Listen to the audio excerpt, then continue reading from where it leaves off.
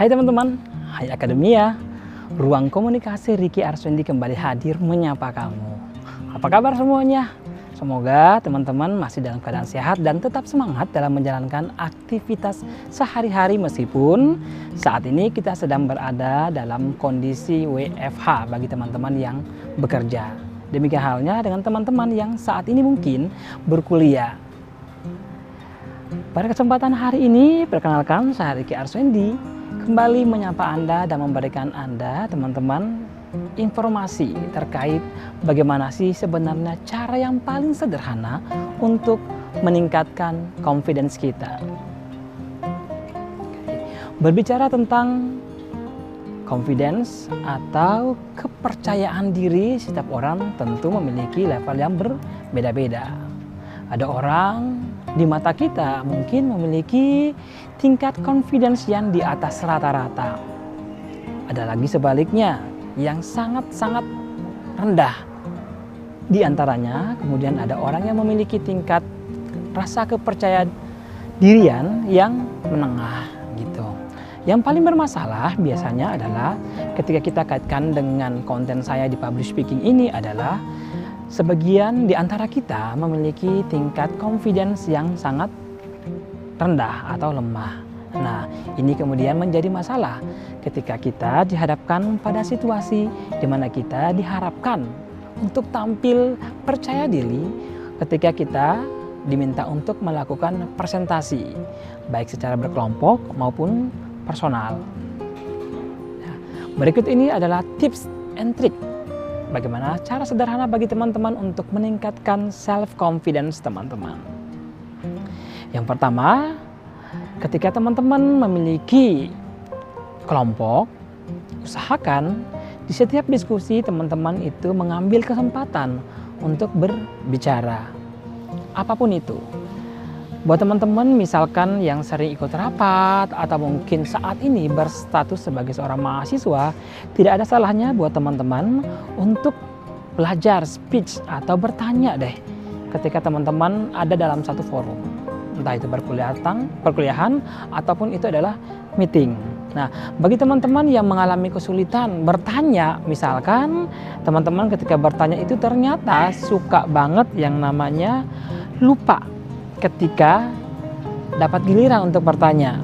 Kadang-kadang kan ada atasan kita, supervisor kita, atau dosen kita memberikan penjelasan, kemudian setelah itu dia bertanya, apakah ada yang mau ditanyakan?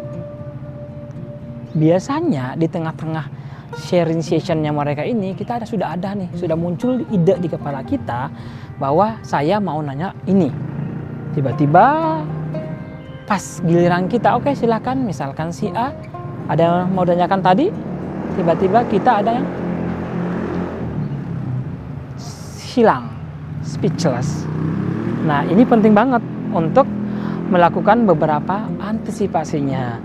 Salah satu caranya adalah dengan cara menuliskan pertanyaan apa yang ingin kita tanyakan. Ketika teman-teman ini termasuk kategori orang yang suka tiba-tiba lupa. Oke. Kemudian cara selanjutnya atau step selanjutnya adalah teman-teman selain menuliskan pertanyaan tadi itu, teman-teman bisa tetap membuat tulisannya itu, tapi teman-teman hanya menggunakan contekan ini ketika teman-teman tiba-tiba misalkan akan bertanya dan lupa lagi. Tapi ketika teman-teman tidak lupa, silahkan mencoba untuk bertanya tanpa melihat contekan atau kertas yang teman-teman buat yang berisikan tentang pertanyaan teman-teman. Kemudian yang terakhir, teman-teman bertanya sesuai dengan hal-hal yang muncul secara tiba-tiba di pikiran teman-teman dalam suatu forum atau momen tertentu, baik itu perkuliahan maupun itu adalah meeting. Oke, ini adalah step pertama bagi teman-teman untuk belajar berbicara. Teman-teman bisa menerapkannya ketika teman-teman berada dalam situasi diskusi kelompok, meeting kantor, ataupun perkuliahan. Selanjutnya, teman-teman harus belajar untuk mengambil bagian dalam bentuk presentasi kelompok. Seperti konten yang saya buat kemarin. Nah, teman-teman di sini, bagi teman-teman yang mungkin nih masih belajar, silahkan minta bagian Anda di bagian part-part yang sekiranya teman-teman itu nyaman di situ atau menyesuaikan dengan kemampuan teman-teman. Jika tingkat confidence teman-teman itu masih di bawah rata-rata atau biasa aja, usahakan teman-teman untuk mengambil bagian untuk membaca slide aja, slide presentasi aja mungkin. Kenapa? Karena teman-teman tidak akan speechless. Pada akhirnya teman-teman hanya membaca slide kan.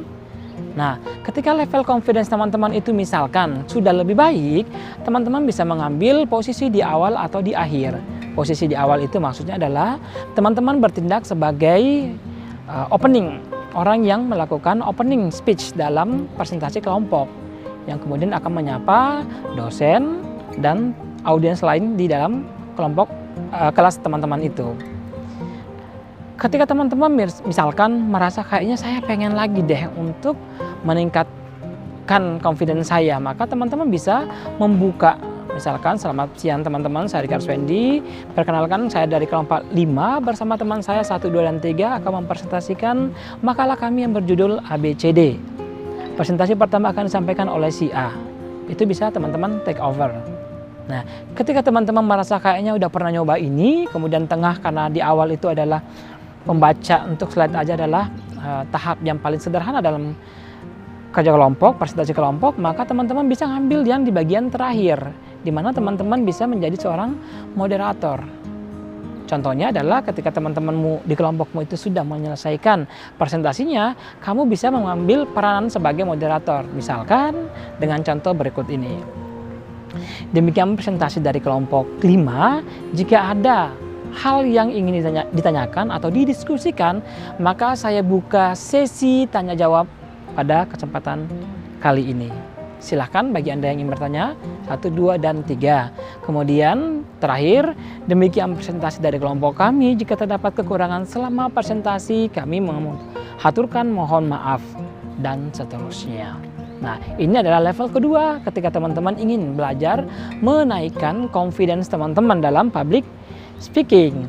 Dan level yang terakhir atau yang ketiga adalah teman-teman berani untuk mengambil tawaran ketika teman-teman diminta untuk presentasi di kantor secara personal, kemudian presentasi secara personal di kelas, atau mungkin dengan nekat untuk mengambil tawaran untuk menjadi seorang moderator ataupun MC dalam event-event yang diselenggarakan baik di kampus maupun di kantor teman-teman. Gimana? Mudah kan? Buat teman-teman, saya selalu ingatkan, setiap kali teman-teman habis menonton video-video yang saya produksi, jangan lupa untuk selalu belajar dan berlatih.